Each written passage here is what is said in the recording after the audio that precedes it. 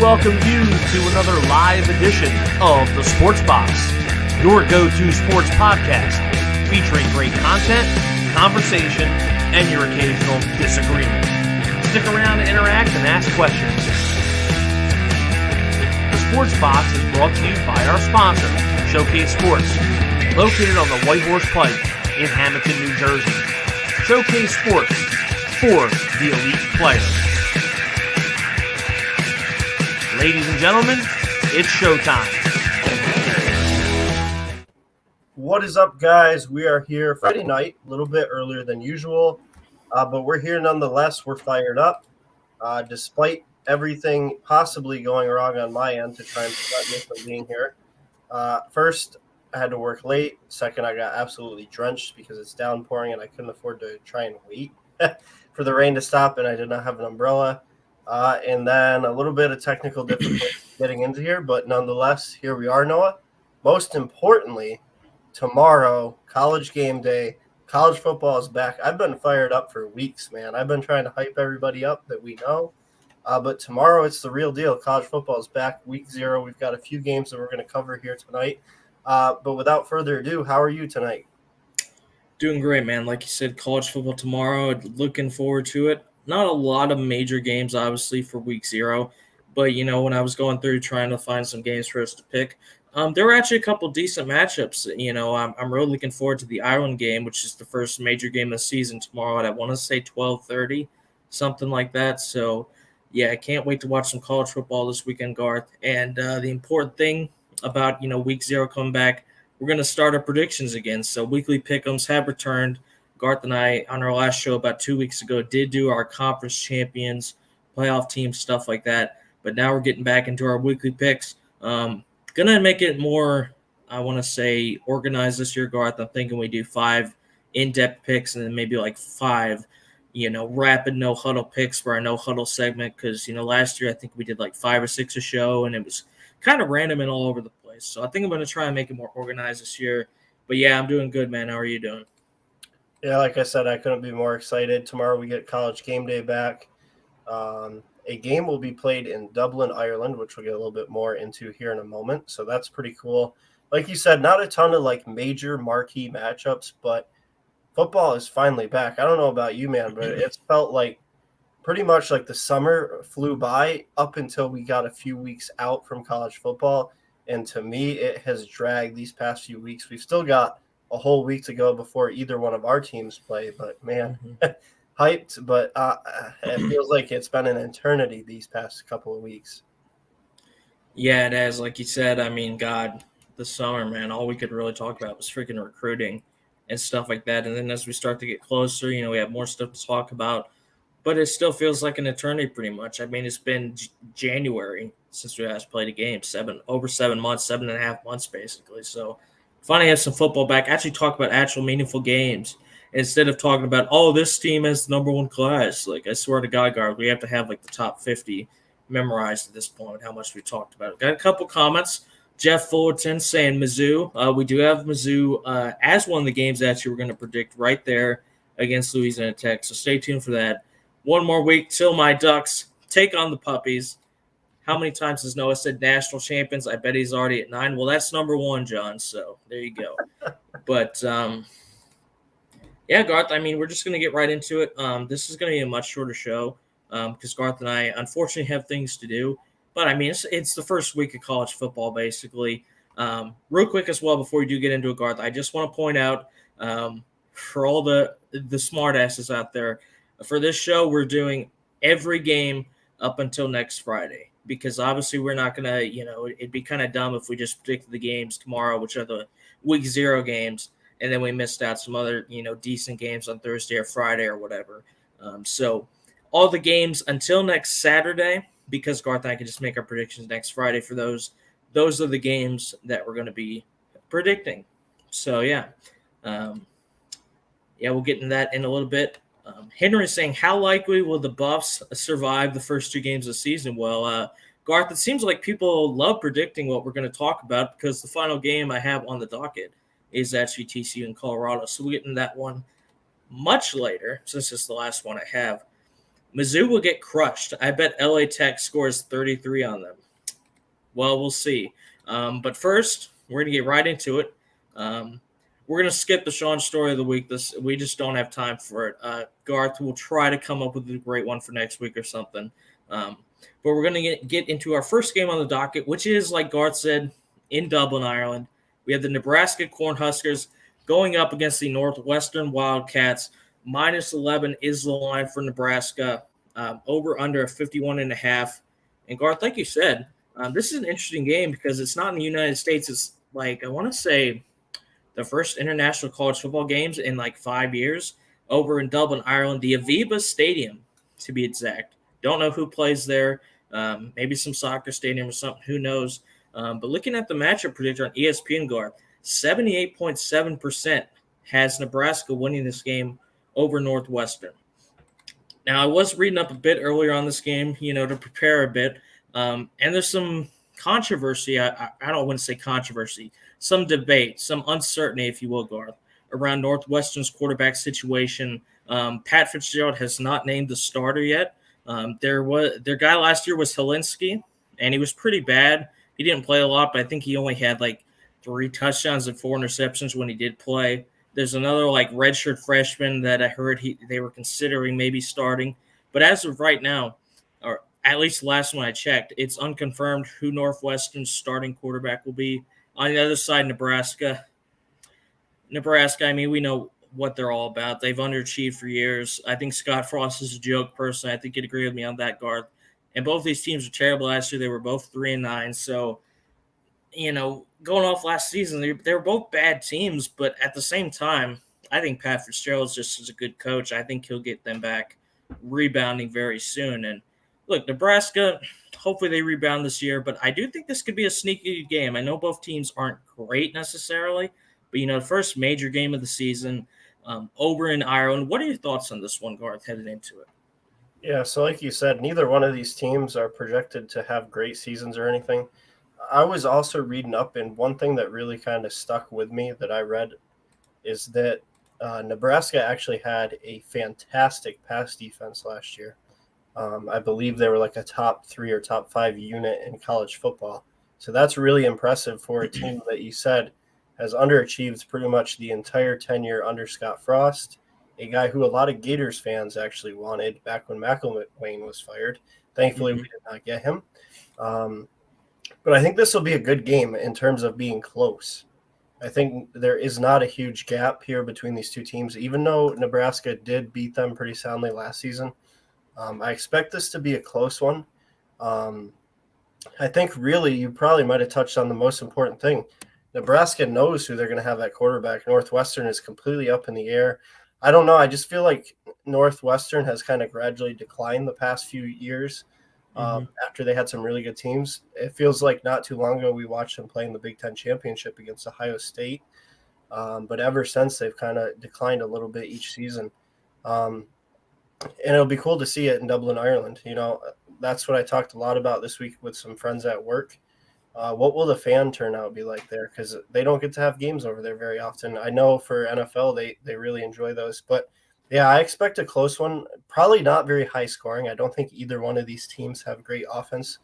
No, and Nebraska, like I said, does have a really good defense. Their big question mark the past few years has always been quarterback play. That's hindered them. But I do slightly like Nebraska in this one. I just like what they have on defense. There's a lot more continuity there with the players that they have. And I think that not by a wide margin, but they're slightly better off on the quarterback side of things just because they've got some experience there and they know who they're going to be starting. Yeah, a lot of good points, Garth. I do want to point out, like you said, Nebraska did win this game matchup last season 56-7. Pretty decisive. That said, a major difference, that game was in Lincoln, Nebraska, whereas this is a neutral site game, so that might play a factor as well.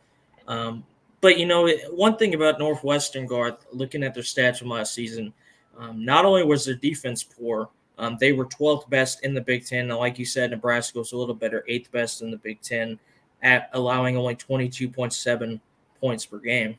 But the main issue I have with Northwestern going into this game, Garth, their offense was pitiful last season. Like I said, Helinski is their most experienced quarterback on the roster right now. But when he played last year, he wasn't good. And if you look at their offensive stats from last year, Garth, yeah, I mean, the team might be a little bit different. 16.6 points per game, dead last in the Big Ten by a decent margin as well. They're 8 points below Indiana, and the next team above that, Garth, is Rutgers at almost 20 points per game. So their offense was absolutely pathetic last year. I'm not going to do this very often. I hope I'm wrong on this one. I hope Northwestern wins because I can't stand Scott Frost. I think you'll agree with me on that, Garth. Yeah, definitely. But I just think there's too much uncertainty around the quarterback situation for Northwestern. I do think it'll be a close game. I think something like Jeff was saying, take the points.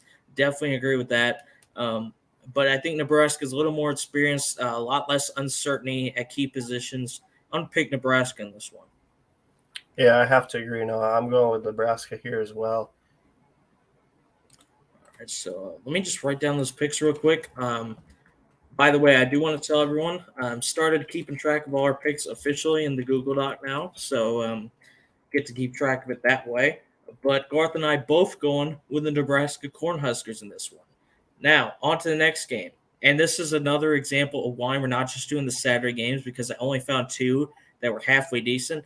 And when the second one I found as halfway decent involves these two teams, you can tell that I'm really scraping the bottom of the barrel.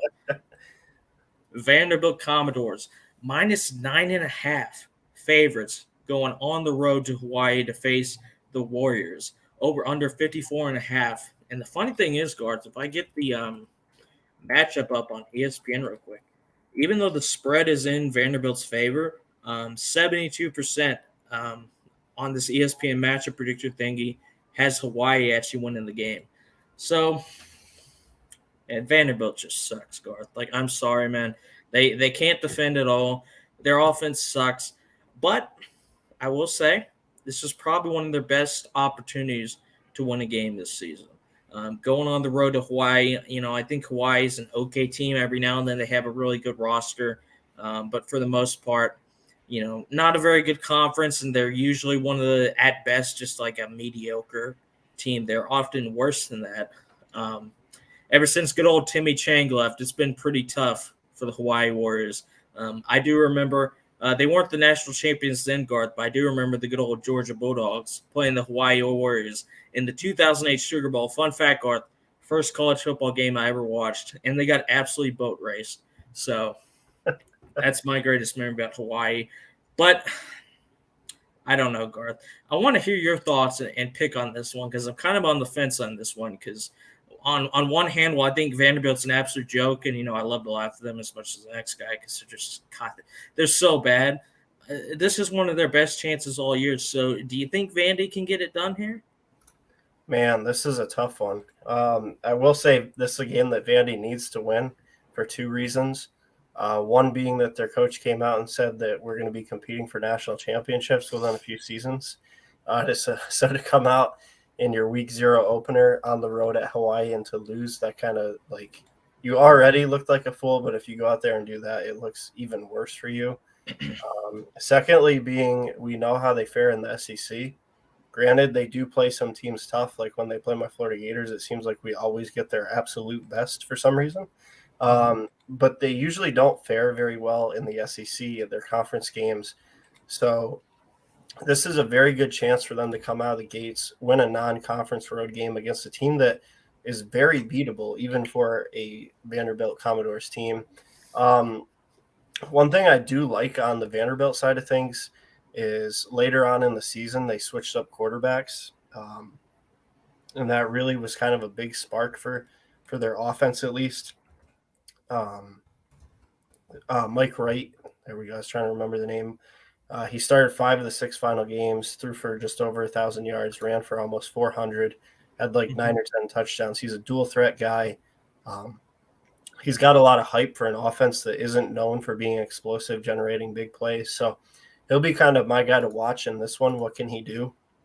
But like you said, I'm very on the fence here. I don't know a whole lot about this Hawaii football team. It's just not a team that I follow, because when do we ever see Hawaii on the big stage playing college football games? Almost never.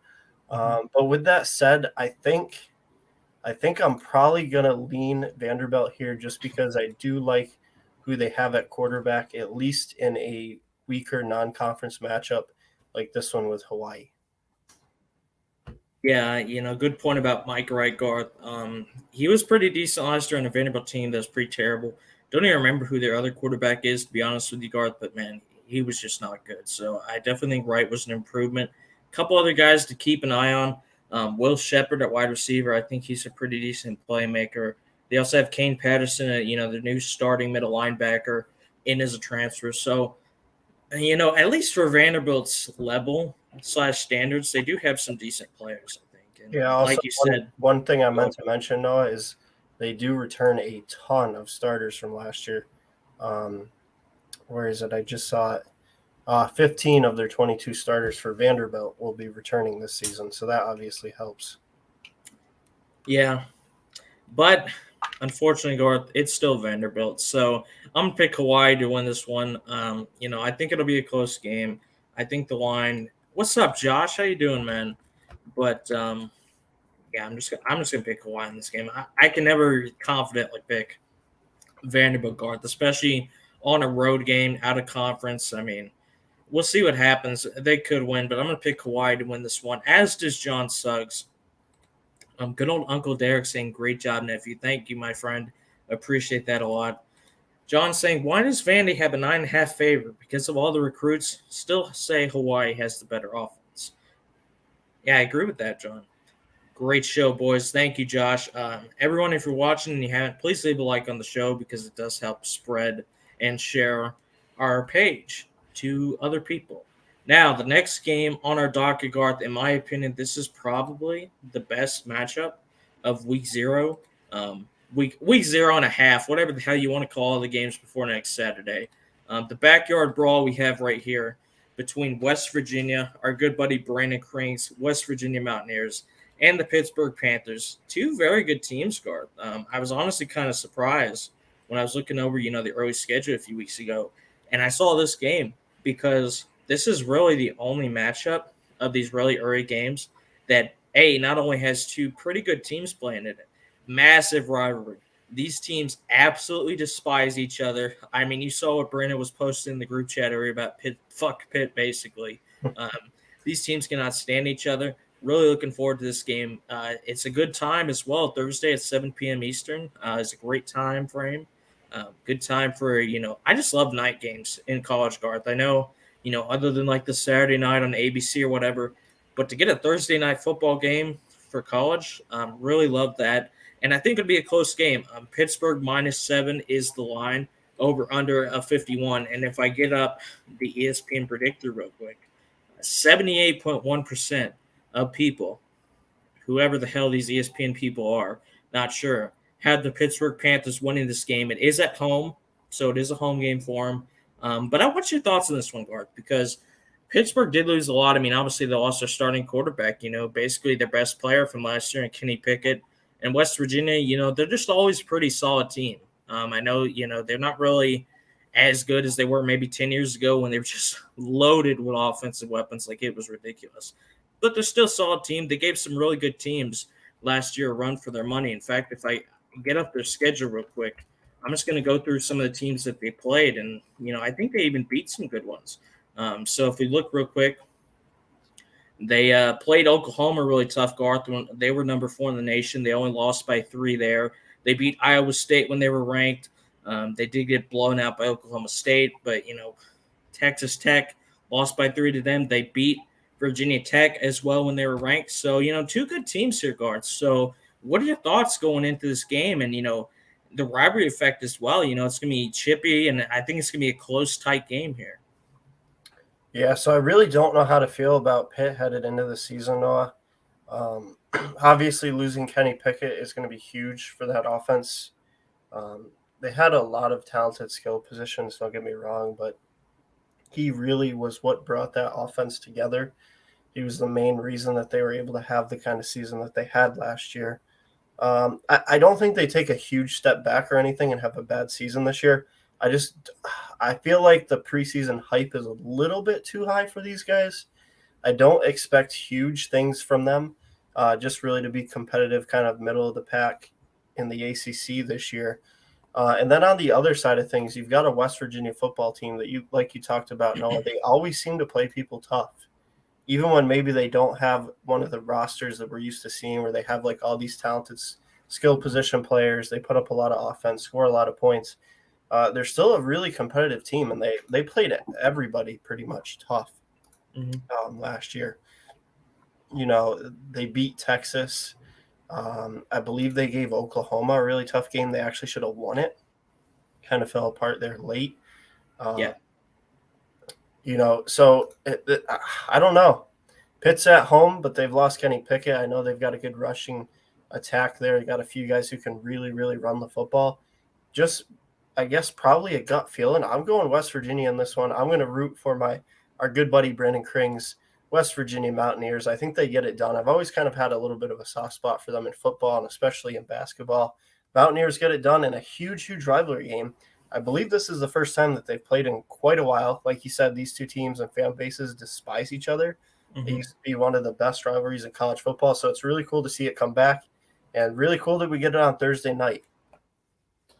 Yeah, no, absolutely, Garth. This is probably my favorite game of these early games. I got this one circled on my calendar. And like you said, West Virginia just always really solid. And when I look at their depth chart, they're returning a lot of guys. By the way, Garth, West Virginia's quarterback, it's a guy I know very well. His name is JT Daniels. So I'm really interested to see how he does as well. Yes, that's right. I forgot about that. It'll be cool to see how he plays in this one. And, the thing I like, Garth, he's going to a pretty experienced offense. A lot of sophomores, a lot of juniors. I think they even have a senior wide receiver, something like that. So he's not going to a team that's unestablished, a bunch of kids or anything. He's going to have help around him, especially on the offensive line. I'm looking at it right now, Garth. Their projected starters, 1 sophomore, 3 juniors, and a senior. And that really helps if you're a quarterback adapting to a new location. Pittsburgh, I will say, and this is a good point by John I want to bring up here, and this is something you need to keep in mind when you use a star quarterback like Kenny Pickett. Pittsburgh will go to more of a running game this year. I say Pittsburgh by 3 or 4 points. The Panthers' 3-headed rushing attack features Israel Abanikanda, Vincent Davis, and Rodney Hammond Jr. The trio combined for 1,748 yards and 16 touchdowns, along with 379 receiving yards and 3 touchdowns on 55 receptions. Thank you very much for those stats, Sean. Good old Josh McMurray saying, ain't nothing like 91,000 screaming fans. You don't make it out alive. No comment. Good buddy Josh Lane coming in. What's up, Josh? Saying, let's go. In fact, that just reminded me of something I need to add to the show real quick.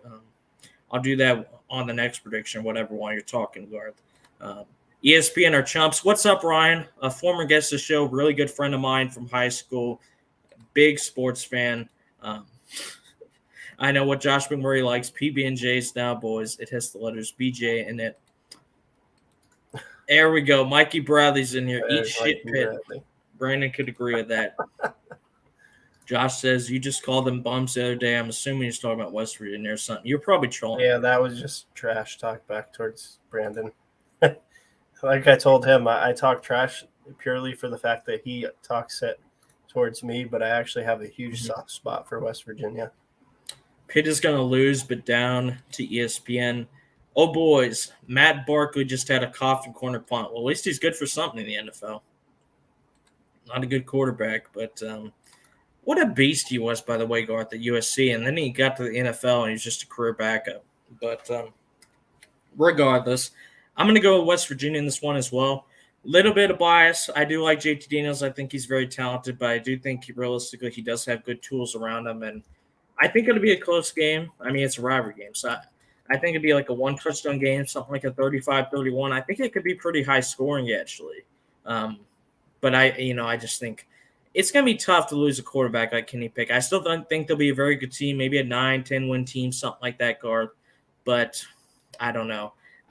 I think their offense will take a step back this year. And on the other side, I think West Virginia will be improved this year with the transfers they brought in and the experienced players they have. So me and Garth. I would take the over on this one, guys. I expect a lot of offense and not very much defense. Mikey's saying, amazing backup. I will say definitely helped Josh Allen learn the playbooks well. That's true. It's the most important thing a backup quarterback can do. I'm excited to see Graham Harrell work with JT Daniels. Me too. Graham Harrell, former Texas Tech quarterback, and was on the Packers as like a third string. But anyway, next game, Garth. This is another pretty good game. Penn State at Purdue. Two teams that were really solid last season, Garth. If I remember right, Purdue actually upset Penn State last year when they were like ranked in the top 3, maybe. It might have even been after the Iowa game or something like that. And, they were very highly ranked. And I feel like Purdue not only beat them, but correct me if I'm wrong, Garth, if memory serves, I feel like they absolutely destroyed them. And, I might have to look up the score to confirm that I could be wrong because my memory sucks. But I know for sure Purdue won, but, I can't remember how close it was. But regardless, Penn State, I think they're going through a bit of transition. Sean Clifford, I don't think is there anymore. I think he was a senior last year. And while he was pretty solid, he did get hurt last year. And, the young guys they had come in for him last year were not very good. You could tell they were not ready for that type of moment, Garth. And the other side for Purdue, they did lose a few decent players to the draft. And what I really like about them, Garth, and what they pride themselves on, first of all, they're very good defensively from what I've seen. And their offensive line the past few years has been very good, which means they're very physical. They're able to dominate at the line of scrimmage. Even if they don't have, those star playmaker receivers or anything like that, they're the epitome of Big Ten football, Garth. I mean, smash mouth, running the ball right up the middle and playing good defense, and that can win you a lot of football games, especially up there, up north where sometimes it's very cold games. And the better team, the more physical team often wins the football game. So what are your thoughts on this one, Garth? Because I think this is another matchup very close. And the line -3, over under 54.5. I'll get that ESPN predictor up real quick as well, because that's another thing I do like to look at to see where people's heads are at on that. 60.2% of people think Penn State will win this one. So what are you seeing in this one, Garth? Yeah, this one's a doozy, guys. I've got this one circled on my calendar. Really looking forward to it. Another Thursday night game under the lights. I will point out, and it could be a huge factor in deciding this game, at Purdue. This will not be in Penn State. Penn State is on the road. Mm-hmm. And we've got a pair of 6-year quarterbacks here, Noah. Sean Clifford is returning. Purdue also returning their quarterback. The reason being the extra year of eligibility granted by COVID. So That's both right. of these guys are able to return for their football teams. I forgot about that. Yeah. So definitely two teams that don't have a major question mark at quarterback, at least in terms of experience. Guys who have played a lot of snaps, they've got a lot of experience playing in the Big Ten. They're not new to big moments like this. And two offenses that are honestly really good. We saw Purdue get hot last season, win something like its last 9 games, I think. They had that epic showdown where thankfully they won over Tennessee in the Music City Bowl. Mustard was still on the field that night. Hey, the ref helped them out a lot, but I don't care at all. They got it done against those bums. But yeah, Sean Clifford on the Penn State side of things, Aiden O'Connell on the Purdue side of things, who is coming off a fantastic season. 3,700 yards and 28 touchdowns in 9 games last year. So I'm expecting a good one here. I could make a case for either one of these teams, Noah. I think I like Purdue a little bit better, though. I'm not going to lie. They're at home. I think of the two quarterbacks, theirs has more production. I think we both were very critical of Sean Clifford last season. He kind of held them back, I feel like. Well, he's okay. I mean, he has his moments, right, Garth? He's not a terrible quarterback. When they were winning games start the season, they were really highly ranked. I thought he was pretty good. Unfortunately, he did get hurt, and I think the Iowa game, because they lost that game, if I remember right, and the guys who came in didn't do anything at all. And after he got hurt, I don't think he was the same again. So, I think he's good. Good point about that COVID year, Garth. I honestly forgot about that. I thought he was gone, but yeah, 6th-year senior. That's interesting. I think O'Connell's a stud. It's a good matchup. And, like I said about Purdue, they're a very good team. I was looking at the schedule, Garth. They didn't beat Penn State last year. They beat Iowa when they were number 2 ranked right after they beat Penn State. They beat them 24-7. So, like I said, beat at least at that point what was essentially a top dog. And they did it rather convincingly. And that's what I think they can do. However, on the other side, like John says, Sean Clifford in the 1-2 receiving punch of Parker Washington and Keandre Lambert-Smith should hit the Purdue secondary deep. Their backfield is superior as well. Absolutely agreed. Mikey Bradley saying Christian Hackenberg was such a letdown for me, former Penn State quarterback. I agree with that, Mikey. I thought he'd be a lot better than he was. He just never really got a shot once he got drafted to the Jets. Josh saying Daniels can definitely be a good quarterback in the right system. I don't think UGA fit his style. And, it's a conference where, you don't have to face a top-level defense every single – I know it was a little different in the SEC last season, but for the most part, it's one of the toughest conferences defensively. It's going to be a little easier for him to put up numbers at West Virginia, and there's lower expectations as well. It'll be a lot more similar to his time in USC, honestly. Yeah, absolutely. But for this game, Garth, I think I'm going to lean God. This is a tough one. I think that -3 spread is pretty accurate. I think this could be a game that's decided by something like a field goal. If Sean Clifford wasn't there, I think I would definitely go Purdue because, like I said, I think O'Connell's a stud. They're great up front, and their defense is pretty good. But because they do have some good weapons, and Clifford still is their pretty experienced guy, not a superstar by any means, but, he can get the job done when you need him to. Man, this is really a toss-up, Garth, but I'm probably going to go with Penn State in this one. I remember when they opened against Wisconsin, that was another toss-up. I want Penn State in that one, and I was right. And I think you did as well. We were both right on that one. So I'm going to go with them again here. I'm going to pick the Nittany Lions to get it done here.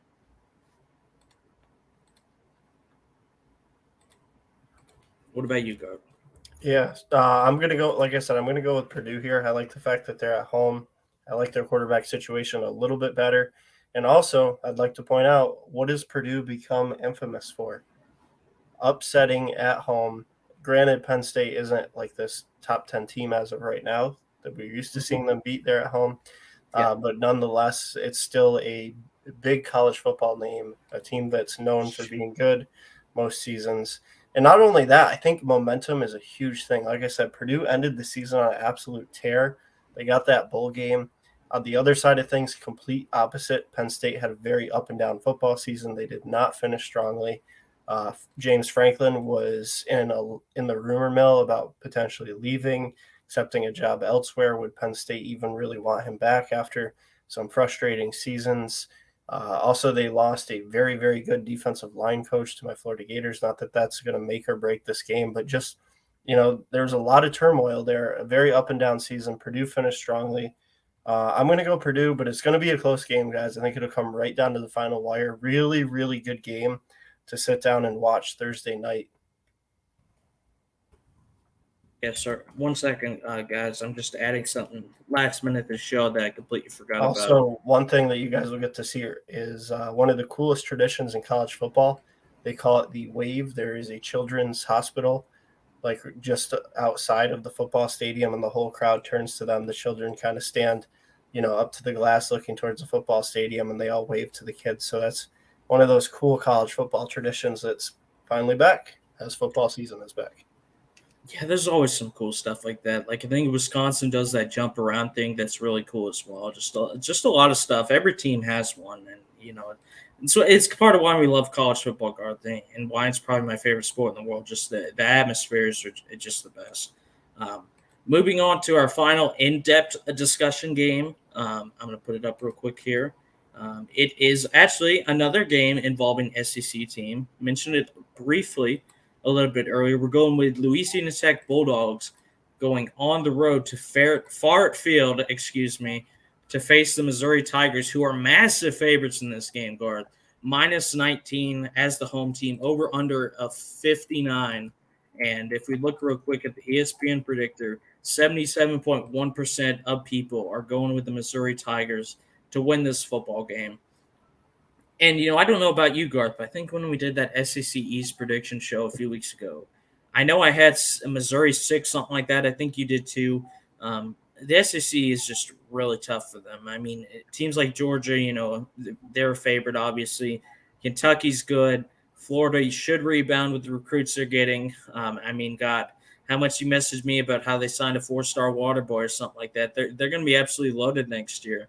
And then, obviously Tennessee and South Carolina with Rattler could make some noise. So, while I do think it might be a tough year for them in conference play, I think this is a good matchup for them to get their season started off on the right foot. And I don't know if that Missouri fan is still here anymore, but I'm going to pick Missouri to win this game, Garth. Yeah, I think they have a pretty decent shot. Louisiana Tech has had some good teams over the past few years, but I just have a feeling that Missouri is going to be motivated to win this game.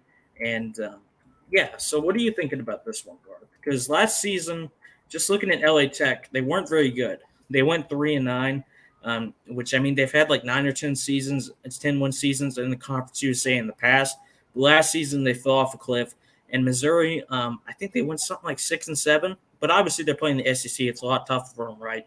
I just think if it was maybe like a 10-win Louisiana Tech team for something like that, I might go for them. But they fell off last season. Missouri still has some good players on their roster. Missouri's a good team. Their problem is they play in the SEC, where they're like barely a top 10 team, if at all, because it's absolutely loaded. If they were in some other conference, I definitely have them as one of the upper level teams in pretty much any conference. But what are your thoughts on this one, Garth? Yeah, like you said, Noah, this is a Louisiana Tech team that is not like some of those 10-win teams that we've seen in the past. They really struggled last year, even, against the competition that they were up against. On the other side of things, Mizzou is by no means a powerhouse. They're probably going to finish towards the bottom of the SEC. But with that said, they still are on paper the much more talented team. And they're at home. I don't think this Louisiana Tech team is very good. Like I said, they're coming off a very bad year. It's not like they have like an elite recruitment class coming in or bring back a ton of guys or a coaching staff change or anything that makes me go, wow, these guys are really going to turn it around this year. On the other side of things, I expect Mizzou to be the same old Mizzou. They play really tough at home, honestly. That's one thing I can say about Mizzou is they always seem to have their best games at home. And they have enough talent on that roster to get it done. I like Mizzou in this one. Like I said, it's not really that I'm high on Mizzou. It's that I'm not very, very low on this Louisiana Tech Bulldog football team. Yeah, and some last notes I want to make on Mizzou before we move on, Garth. Brady Cook at quarterback. Interested to see what he does this year. Two other things as well. Number one, they have 2 senior transfer running backs in Cody Schrader and Nathaniel Pete. Another thing I do like about Missouri that I think will really help them in this game, like we've said, Garth, pretty much every football game decided at the line of scrimmage. Missouri has 2 redshirt seniors at left tackle and left guard, and they have 2 graduate transfers at right guard and right tackle. So an abundance of experience on the offensive line, the most important position group in college football, any football really, in my opinion. So I think Missouri will be able to dominate the line of scrimmage, and I think they'll get it done. Couple more comments coming in. Mikey Bradley saying Virginia Tech and Enter DeSama is one of my faves. Great shout right there. Cool as well. Mizzou can suck farts out of a bottle. New head coach Sonny Cumbie will get his offense to throw and throw some more. Former TCU transfer Matthew Downing and Texas Tech transfer Parker McNeil. If offense clicks, look out. Jeff Driscoll and Kenneth Dixon are dressing up for LA Tech. Okay. Good old Jeff Driscoll, Garth. That's a name I have not name right there. Very long time. But anyway, moving on to the next game. Actually, no. That's the end of our in-depth discussions. Now we're going to get into the no huddle. Good old no huddle picks. We're going to discuss these games a lot less. It's just pretty much who do you think is going to win this game? Back to back to back. Good old quick fire. Like we said, this is going to be a little bit of a shorter show. I don't even know if this is going to hit an hour, which for us, Garth, is pretty freaking insane considering some of the show lengths. I think we probably haven't had under an hour since our very first show was like 50 minutes. Yeah. Some of these will be, I think, pretty easy. I think there's one pretty good game in these quick fire ones. So we'll start off with this one. Central Michigan at Oklahoma State. Good old game in Stillwater, Oklahoma at Boone Pickens Stadium. And Oklahoma State, obviously a major favorite. They are one of the few ranked teams to actually play a very early game this season, Garth. Number 12 coming at this game, minus 21 favorites, and over-under of 58. And if I get the ESPN thing up real quick, I can imagine it's going to be, like 99% or something. It's lower than I thought it'd be, Garth. It's 94.2%. So, I thought it'd be 99 too. But, this is the thing about college football, Garth. There are some upsets, but I don't think it's happening here. I'm going with Oklahoma State winning this game by 28. What about you, Garth? Yeah, I think Oklahoma State wins this one in big fashion. They're at home. Central Michigan is way less talented on paper. Oklahoma State is a team that's usually pretty competitive year in, year out. They're returning a very, very good defense, a quarterback that I'm not huge on, but he has experience. He should have no problems dispatching the Central Michigan Chippewas. I've got Oklahoma State winning in big fashion, probably by 4 or 5 scores at home Thursday night there in Oklahoma. Garth and I both going with Oklahoma State. I'm sad I missed the Northwestern talk. Well, Mikey, you're going to be even more sad because we both picked Nebraska to win. I hope Northwestern wins. I just don't know if it's going to happen, but we'll see what happens with that one. Next game, another game I think will probably be a blowout featuring another ranked team, a team and a coach that I know we both have a soft spot for, Garth. Michigan State Spartans going up against the Western Michigan Broncos. These poor Michigan teams, Garth, outside of Michigan and Michigan State, they just get absolutely beat on every single year. Just a W on the schedule basically, and no disrespect to the good old Broncos, but this isn't going to be close either. I think minus 20 for Michigan State, the over under of 54.5. And if I get the thing up, let's see if this is higher than 94%, Garth. Nope, it's 94.1%, so it's like 0.1% lower for this one. I'm going to go with Michigan State in this game. I know they lost Kenneth Walker. They lost some big pieces from last season, but I still think they'll be one of the upper-level teams in the Big Ten this year. Not necessarily winning it, but I think, they could win 9 or 10 games this year. And as for Western Michigan, I mean, it's just not even close talent-wise. So going to pick the Spartans in this one, Garth. Why do you guys have a soft spot for Mel Tucker? He got paid by Colorado and then dipped the following year, I believe. Well, first of all, Mikey, number one, he's a former Georgia coach. And number two, I just really like what he's done with that team. I mean, they came out of basically nowhere last season. I love the way they play football. I think he's a very good coach. People can say what he did with Colorado. If I was coaching for Colorado, no offense to our guy Henry, but I would probably dip too because, I mean, that's not exactly – hey, I'm sorry, man, but, like, if your two job offers are Colorado or Michigan State, I think it's Michigan State every time. But that's just me. I love Mel Tucker because he used to coach for my team, and I think he's done a great job for them. And he's going to get a win in this one. I think Michigan State wins by 35. Yeah, and my soft spot really isn't so much Mel Tucker. It's Michigan State as a whole. I've always kind of like low-key rooted for them in the Big Ten. I definitely prefer them to Michigan Wolverines, just personal preference. But, yeah, like you said, no, obviously they lost Kenneth Walker to the draft. That's going to be a huge hole to try and plug. But what did Mel Tucker do so well last season that got them to the point where they're at? He used the transfer portal to his advantage. He got guys in from other schools. Kenneth Walker, we hadn't even heard about. I mean, maybe some of us knew he existed, but not on the scale that we knew him from last season. There's a lot of experience still on this roster. I do like what Mel Tucker's doing there. I think they recruited fairly decently. Like you said, Western Michigan has just got a prayer's chance in this one. Michigan State at home. I got them winning by, probably somewhere in the vicinity that you said. No, probably like 30 points, 35 points. It's going to be a blowout. But, one last little tidbit. It will be interesting to see what this Michigan State football team looks going throughout the rest of the season once they get into conference play and some of those tougher teams that they'll go up against. I'm really, really interested to see, just because I'm surprised that they threw a huge bag of money at Mel Tucker after just one season. But, he had a fantastic season nonetheless. So, just keeping an close eye on this Michigan State Spartan team this season. Yeah, no, like you said, Garth, he's been in the job for 2 years, had that breakout year last year, and then he gets, swept the Coach of the Year awards for the Big Ten, basically, and then gets a 10-year contract. So it's a big investment. We'll see if it pays off for him. With that said, if either Oklahoma State or Michigan State somehow lose these games, you can blame us because we both picked them to win. So if we jinx them, it is what it is. But at the same time, if that somehow did happen, which I don't think it will, but if it did, because you never know, it's college football, anything can happen. That's why we love it. Upsets are the name of the game. Mikey Bradley saying losers. Hey, I'm sorry, Mikey. It's just when you come into a game that's tomorrow and you don't even know who the starting quarterback is. I don't know about that one.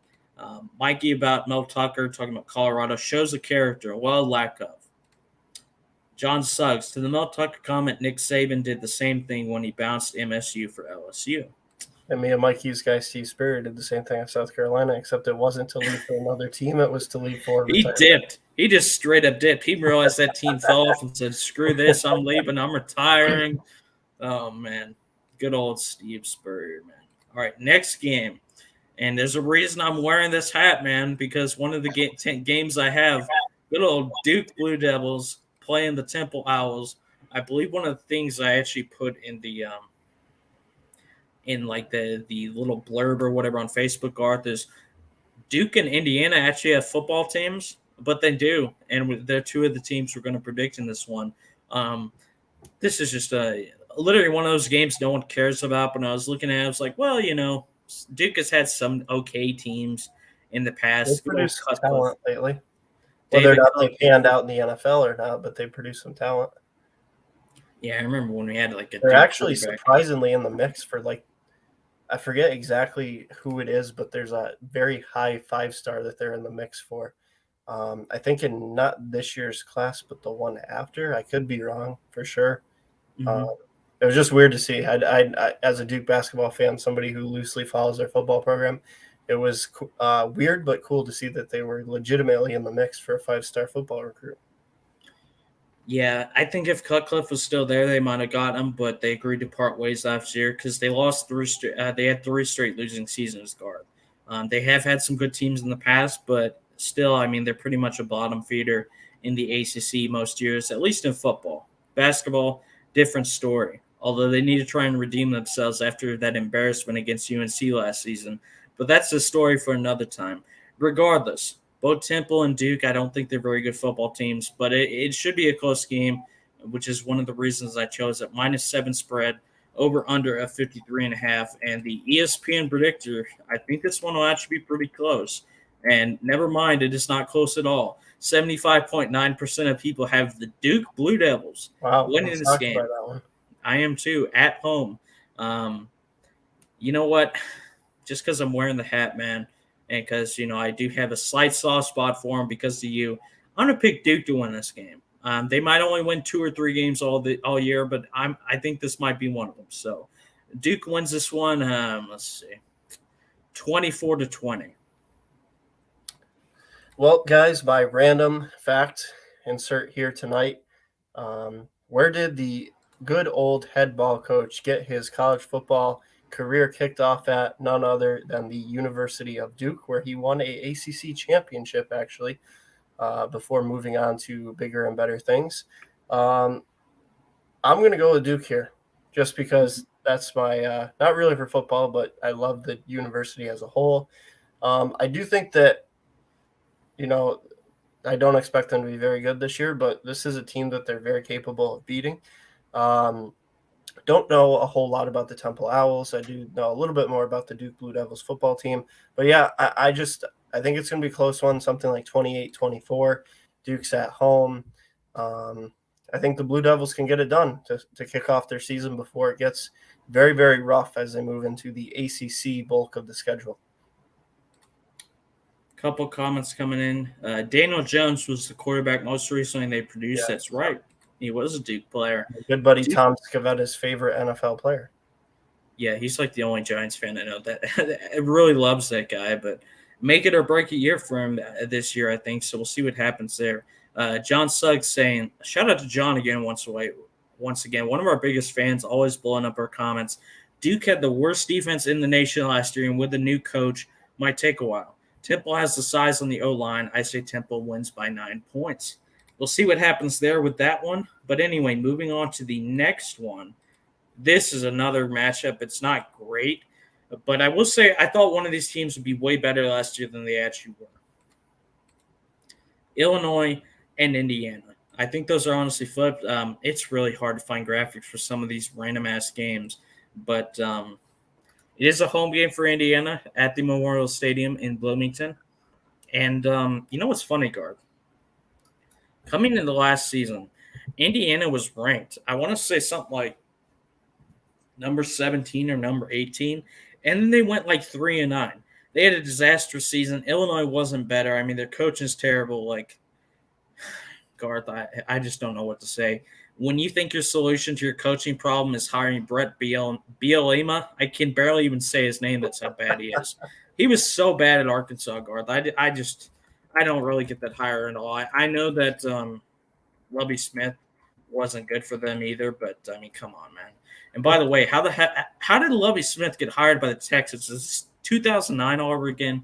It's crazy, man. But I'm going to pick Indiana in this one. You know, I know they were crap last season, but they might be a little better this year, maybe win like 6-7 games. And I just think Illinois is a joke, unfortunately. I just think their team sucks. I think their coach sucks. And, don't think Indiana is very good, but at least in a home game, I'll pick them to win this one.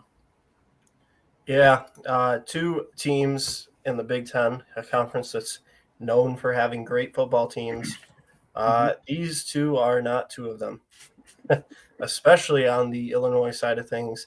Like you said, it's kind of weird that it feels like not too long ago they had Lovie Smith, and now he's the head coach of the Houston Texans. But with some of the choices that the Houston Texans, especially their ownership, makes, it also is not surprising on the same side of things.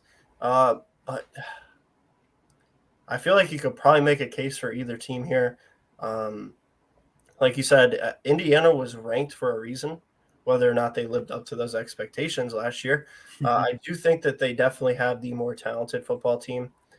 They are at home. I like Indiana in this one, but I feel like it'll be close. I think that 3.5-point spread is probably pretty accurate. It'll be a one-score game when all is said and done. But I'm going to go with the Hoosiers in support of our good buddy Jacob Winters, big Indiana fan. That's true. Ohio State as well, but Indiana's kind of like his hometown team. I will go with Indiana on this one. John saying Illinois versus Indiana. Will they even score? Good question, John. Indiana should win with most team returning. Agree with that. If Florida wins against Utah, you need to stone cold Steve Austin 2 beers. Well, I hope they don't win. That'll be a really good game. Here's the thing with that one real quick, not to get off track, but usually when you imitate Stone Cold Steve Austin smashing beer cans and spraying beer all over you, it's usually because you're like hyped up and excited. I don't think that Noah would be hyped up and excited if Florida were to beat Utah. I would not be happy at all. I'd be like that other Steve Austin meme where he has the microphone, Garth. What? That's what I'd be thinking if that happened. John saying if that happens, he better go buy a lotto ticket because it ain't happening. I like where your head is at, John. Really think Utah's going to have a good year this year, but we'll see what happens. That'll be a good prediction for next year. Remember, John, only Gators get out alive in the swamp. John, just remember, I have to deal with this shit like this 24 hours a day. Money don't make money. Oh, my God. All right. Both me and Garth. Did you go with Duke, Garth? I didn't write that down.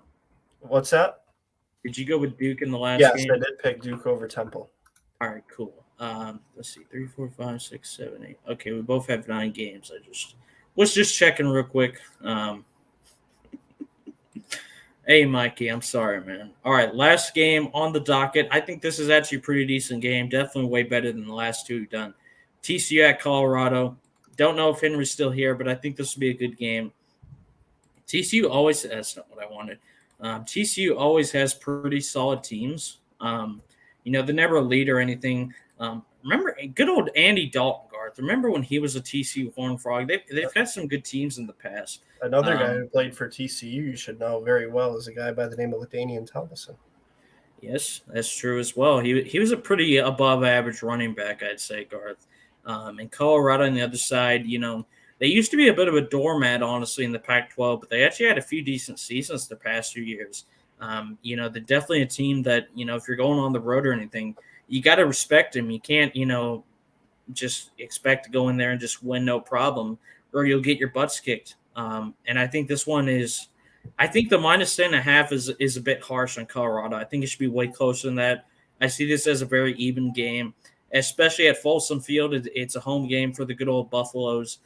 So for this one, going to go with a slight upset here. Oh, by the way, Garth, let me get that good old predictor up and see what people are. I think this one was actually pretty close. Never mind. 68.5% of people have TCU winning, but I'm not one of them. I'm going with the good old Colorado Buffaloes in this one. Our buddy Henry is going to be waving his hands, punching the air in excitement because I think Colorado is going to win this game. What about you, Garth? Yeah, I'm actually going Colorado here as well, Noah. I thought we'd have a little bit bigger difference of opinion here tonight, but I'm sure that will get going more and more as the season continues on. But yeah, I like Colorado at home. I think they've got a really good offensive line unit. They've got a lot of experience on that front. They've got some really good guys there, especially on the right side of the offensive line.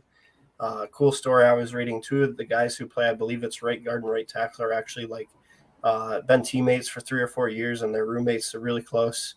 But just a lot of praise for that Colorado offensive line unit.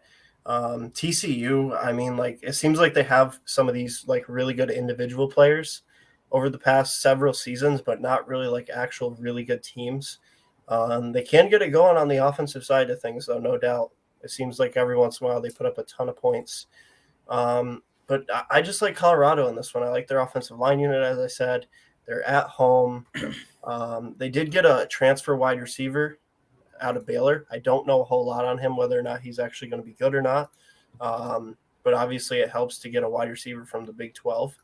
And I think that Colorado is a team that, many people might not have on their radar as an elite college football program, but it seems like they have really good teams from time to time, and they always play people tough. Even when they're outmatched, it feels like this is a team that always gives, other teams a very good challenge. I'll go with Colorado in this one. Yeah, very physical team, I'd say, Garth. So both of us are actually going with the upset on that one, going with the Colorado Buffaloes to beat TCU at home. Real quick before we move on to our little last part of the show, we'll just recap our picks. So Garth's picks here, going with Nebraska, Vanderbilt, West Virginia, Purdue, Missouri, Oklahoma State, Michigan State, Duke, Indiana, Colorado. I am going with Nebraska, Hawaii, West Virginia, Penn State, Mizzou, Oklahoma State, Michigan State, Duke, Indiana, and Colorado. So Garth and I only disagreed on 2 games, I think. Yep. The Hawaii Vanderbilt game. And the Penn State Purdue game. Yep. So that said, it is week 0, so a lot of these matchups are a little one-sided. But, I mean, we do have 2 disagreements. It's not like we just unanimously agreed on all of them. Real quick, some last comments. TCU at Colorado. I could see this being an upset. TCU has better team on paper, but it's at Colorado. If Colorado can keep quarterback Brendan Lewis upright, they have capable playmakers at running back and wide receiver. TCU has a new coach, new team, a new opponent can cause jitters. I agree with all that, John. Colorado adding Alabama transfer Tommy Brown. He appeared in 29 games over the last 3 seasons in Tuscaloosa. Yeah, that's what I was reading, Noah. They return a lot of guys, and they got some good transfers in there. Mikey Bradley saying, Garth, switch your answer to Northwestern. It will be the tiebreaker. He loves Northwestern. Yeah, I do want them to win badly. I like Northwestern. Just as we said earlier in the show, I think the Nebraska defense is too good. Even though I'm not huge on Scott Frost, and they have a slightly better quarterback situation. Now, real quick before we get off, and this is the thing I had to add hastily to the show last minute. Garth and I have a massive announcement to make. We just recently got in touch with another brand of ours, Review and Preview, about a new hockey show, and we're going to be debuting it very soon. I got the info right here. We're calling it Pucking Around. What a name that is. With myself and Garth, we're going to have to come up with new code names for our hockey show as well. Don't have any as of now, but as it says right there, we plan to have it debut Tuesday, September 13th, and it's going to play both on the Sports Box and Review and Preview. We're planning on alternating week by week so that, this incentive for fans of the show to go watch it on both platforms. Whereas if you simulcast on both at once, Sports Box fans won't want to go to Review and Preview, vice versa. So Garth and I are massive hockey fans. It's probably our favorite sport, right behind college football. John saying puck off. That's a great name as well. Hank is coming right in time. What's good, guys? Hockey just around the corner. Let's fucking go, Rangers. Mikey saying, since Adrian Martinez transferred, maybe Nebraska takes a step forward. I wonder if he's about to show out, as Chris Van would say every year. But yeah, we do have this hockey show coming up. And real quick, before we do get off here, Garth, I did put the intro video in our little video clips thing. So I just want to play it for everyone. Shout out to our buddy Josh Lane. He made the music for it. Our new buddy from Review and Preview, Don Daniele, edited it together. So we're just going to play it real quick for you guys and hope you guys like it. It's about a minute long.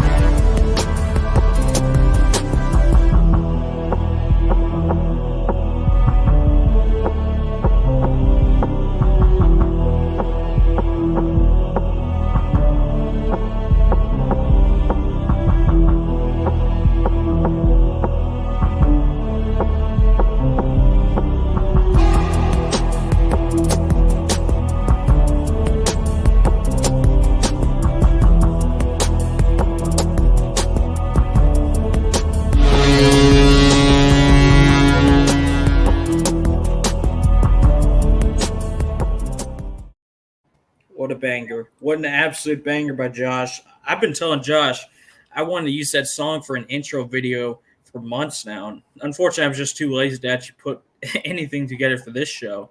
But when Review and Preview said they want an intro video for the hockey show, instantly thought of what I wanted. Great clips in there as well, Garth. You have good old Chris Kunitz sending us the Stanley Cup Finals in 2017. You have your boy Stamkos scoring in 2020 Finals and Ross Colton's game-winning goal in the 2021 Finals. And obviously, the greatest moment in hockey history. Don't care what any salty Canadians say. Miracle on Ice, 1980. Americans beat the Soviet Union with a bunch of college kids. Absolutely love it.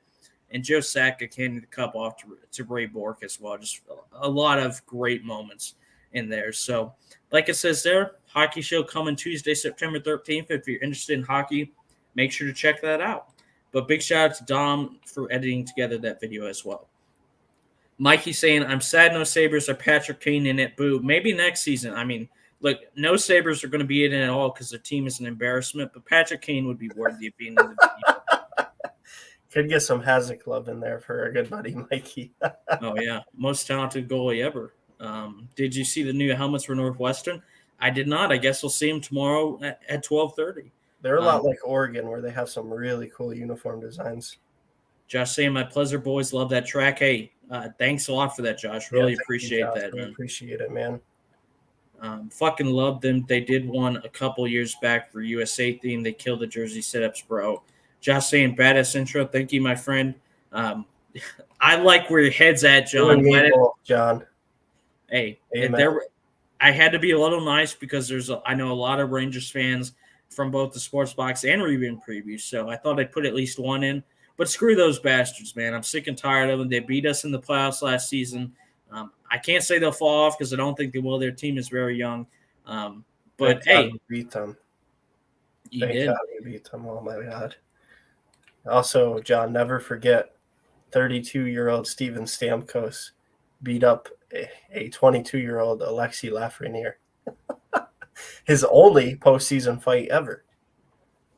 Really? I didn't know that. That's interesting. Yep.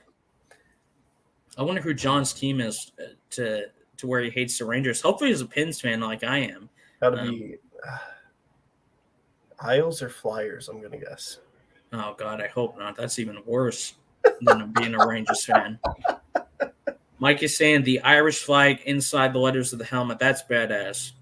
That's great to play a game like Ireland and have a cool helmet like that. But like we said, this is a much shorter show, hour and 5 minutes so far, which for our standards is ridiculously short. We sped run this one. Next show will probably be longer because we'll have a lot more to discuss. But until then, hopefully everyone enjoys their week 0 games. Even though there's not a lot, there's a few decent matchups. John's saying, born Penguins, but when Hurricanes come to my state, I'm a fan of them also. Love it, John. Go Pens, baby. But real quick before we get off here, Garth, do you have any last-minute, comments or anything like that before we wrap it up here? No, not really. Just reiterate what I said at the very beginning of the show. I am so damn excited. Tomorrow, wake up, get a cup of coffee, turn on College Game Day, see the guys back. Lee Corso, Kirk Herbstreit, Desmond, all those guys are back this year. Bear, I'm a big fan of the little segment that they've given him. It's become a bigger and bigger role over the past few years. And just the fact that even though there's not like a bunch of blockbuster games tomorrow, college football is still back. It's meaningful games. Who knows? One of these teams by the end of the year could be very well in contention for a playoff spot or a major bowl game. So these games are very meaningful tomorrow and throughout the course of next week as we get to actual week 1 college football. And other than that, Noah, just thank you guys for all the comments. John killed it. And then our good buddies from Sport Life in here killing it as well. Really looking forward to the hockey podcast in a couple of weeks. And we will be back on here next Friday night to talk more about week 1. But I will be in the swamp next week, and I'm fired up. I'm counting the days down.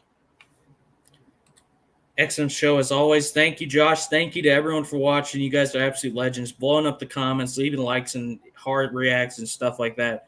You're all legends. We're starting to get a solid, loyal fan base, Garth, and I absolutely love it. And like Josh Lane says, we are back. And we will be back next Friday with more college football discussion. Until then, enjoy your sports. Have a great life or whatever. Take care of yourself. Until then, from myself, Noah Dog Diver, and my co-host and good buddy, Garth Charger Patrick, this has been another episode of the Sweet Tea Show on the Sports Box, and we'll see you next time.